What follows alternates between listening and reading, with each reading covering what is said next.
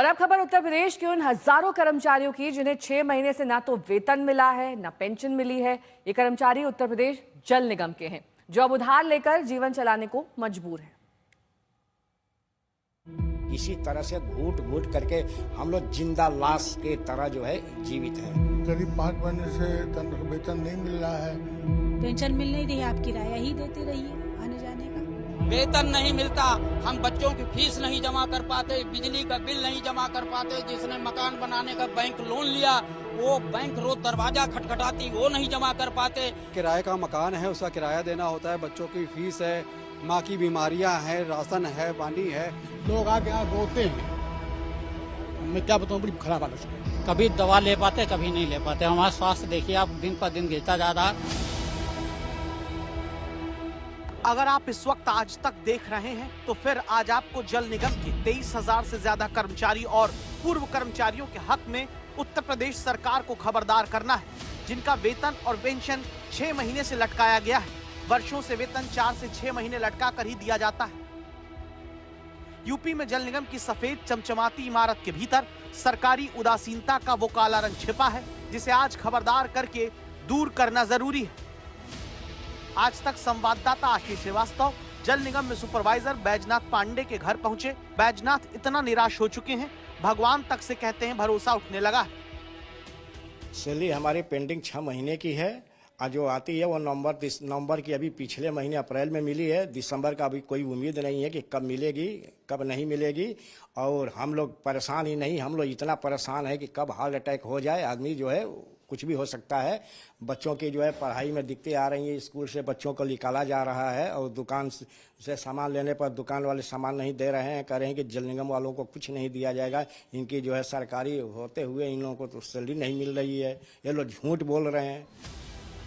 जिस देश में पूर्व विधायक अगर सांसद बन जाए तो पूर्व विधायकी की पेंशन के साथ सांसदी वाला वेतन भत्ता भी हासिल कर सकता है, वहाँ बैजनाथ पांडे जैसे हजारों लोग उत्तर प्रदेश में हैं जिन्हें जल निगम ने 6-6 महीने से ना तो वेतन दिया न पेंशन। छड़ी के सहारे चलकर आते ये ब्रिजेश कुमार हैं, जल निगम में टाइपिस्ट हैं। इन्हीं की जिंदगी को अब सरकार ने इस कदर हताशा के नाम टाइप कर दिया कि कर्ज लेकर इन्होंने अपना इलाज कराया, जीवन उधार के भरोसे। ब्रिजेश कुमार को बेटी की शादी करनी है। पूछते हैं सरकारी जल निगम 6 महीने तक सैलरी नहीं देगा तो जिम्मेदारी कैसे उठाएंगे? कैसे कराए इलाज? लोन लेके फिर कराया है और उसको जो है जमा करेंगे, थोड़ा थोड़ा मिलेगा जिससे उसे जमा करेंगे। अब किसी से मैनेज करते हैं, बच्चों से कभी ले लेते हैं, कभी जो है भाई साहब से ले लेते हैं ऊपर दद्दा से किसी। हाँ, लेकिन बड़ी परेशानी होती है। किरण तिवारी 70 साल की हैं, 10 साल से रिटायर हैं। पति अब रहे नहीं, दावा और बेटी की शादी दोनों का इंतजाम करना चुनौती बन चुका है। 6 महीने बहुत मायने रखता है। छठे वेतनमान में आप सैलरी दे रहे हो, 6 पेंशन दे रहे हो, 6 महीने की पेंशन आपने नहीं दी, क्या करें हम, आप बताइए। अच्छा, अपने ही जो हमारे जल निगम के लोग हैं उन्हीं से तो हमारा व्यवहार है। जब उनको उनके पास, हमारे पास नहीं तो उनके पास भी नहीं, हम मांगने भी किससे जाएं? अगर मान लीजिए आप व्यवहार में किसी से 150 रुपए 2000 रुपए मांगना भी चाहें तो आप किससे मांगेंगे? आज तक नहीं इन कर्मचारियों का मुद्दा 2021 और 2022 में भी उठाया, फिर कर्मचारी परेशान हैं। आज तक से उम्मीद करते हैं कि इनके मुद्दे को सरकार के सामने रखा जाएगा।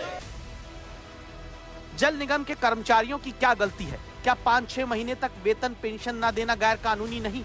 जहां आप संविधान से मिले एक नागरिक के स्वतंत्रता से जीने के अधिकार पर बाधा पहुंचा देते हैं, क्योंकि वो कर्मचारी न तो ढंग से खा पा रहे, न अपने बच्चों को पढ़ा पा रहे, न अपने परिजनों की दवा करा पा रहे, न इलाज करा पा रहे। इसीलिए जरूरी है उत्तर प्रदेश सरकार जल निगम को ये निर्देश दे, हजारों कर्मचारियों का वेतन और पेंशन बिना किसी देरी के तुरंत जारी किया जाए।